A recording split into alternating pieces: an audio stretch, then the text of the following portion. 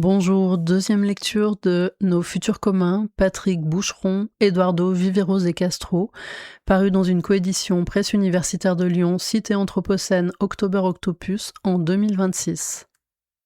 Quelques extraits d'intervention d'Eduardo Viveros de Castro. La seule conviction que j'ai, c'est que la tradition occidentale n'a pas tout pensé. Ce que l'anthropologie nous apprend, finalement, c'est qu'on n'a pas tout pensé. On ne détient pas la totalité des possibles humains. On n'a pas pensé tous les possibles humains, même concernant notre propre société. Et que dire des autres? Donc, l'effort de penser avec l'autre, non pas sur l'autre, non pas comme l'autre, parce que c'est impossible et que ce n'est pas nécessaire, mais penser avec l'autre est à mon avis le défi qui se pose à nous. Nous avons toujours pensé sur l'autre. L'autre en tant qu'objet de nos pensées et de nos idées. On a aussi imaginé qu'on pourrait penser comme l'autre, devenir indien par exemple. Alors que, en réalité, ce qu'on doit faire, c'est essayer de penser avec l'autre, parce qu'on n'a pas tout pensé. On n'est pas seul au monde, dans tous les sens du terme. Certains se demandent ce que ces pensées indigènes peuvent produire en matière de déconstruction de nos traditions. Quels concepts devraient être repensés ? En premier lieu, il faudrait repenser le concept d'être humain, qui se pense généralement comme un être d'exception sur la planète. C'est à partir de là que pas mal de choses ont des conséquences, à partir de cette désinhibition de l'être humain, comme le dit Jean-Baptiste Fressoz, face à la planète et aux autres êtres vivants. Comment sortir de cette croyance extrêmement profonde dans notre tradition culturelle ?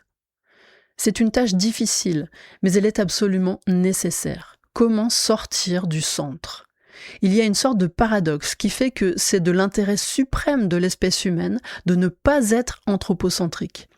Comment joindre ces deux bouts du paradoxe ? C'est notre intérêt central en tant qu'espèce de ne pas être au centre du monde. Le perspectivisme amérindien, c'est une théorie que j'estime être scientifique au sens anthropologique.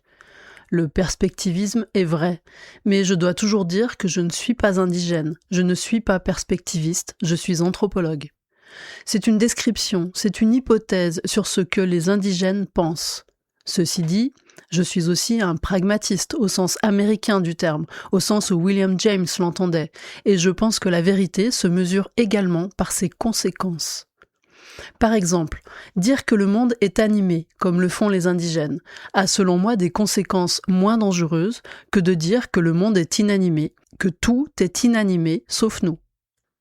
Quand les indigènes disent « non, tout est vivant », je demande quelles sont les conséquences de dire ça. Et quelles sont les conséquences de dire « non, tout est à notre disposition parce que nous sommes les seuls détenteurs, les seuls propriétaires de l'âme immortelle qui aujourd'hui s'appelle culture, travail, langage, discours. Nous sommes des avatars de cette âme immortelle que nous possédons. » Et lorsqu'une autre société dit « non, l'âme est la chose la plus répandue au monde, tous les êtres vivants ont une étincelle d'intentionnalité ou de volonté », pour moi, c'est moins dangereux pour le monde que notre position à nous.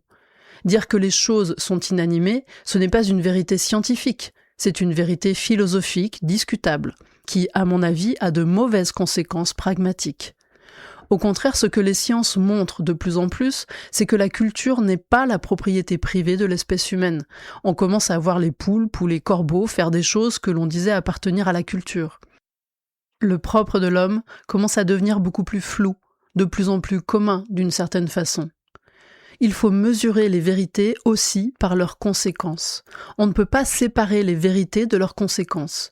Je disais que je ne suis pas perspectiviste, mais en même temps, peut-être que cette façon de penser le monde est moins dangereuse pour l'Amazonie, par exemple, que les méthodes modernes de déboisement, de destruction de la forêt pour y cultiver du soja et y élever du bétail.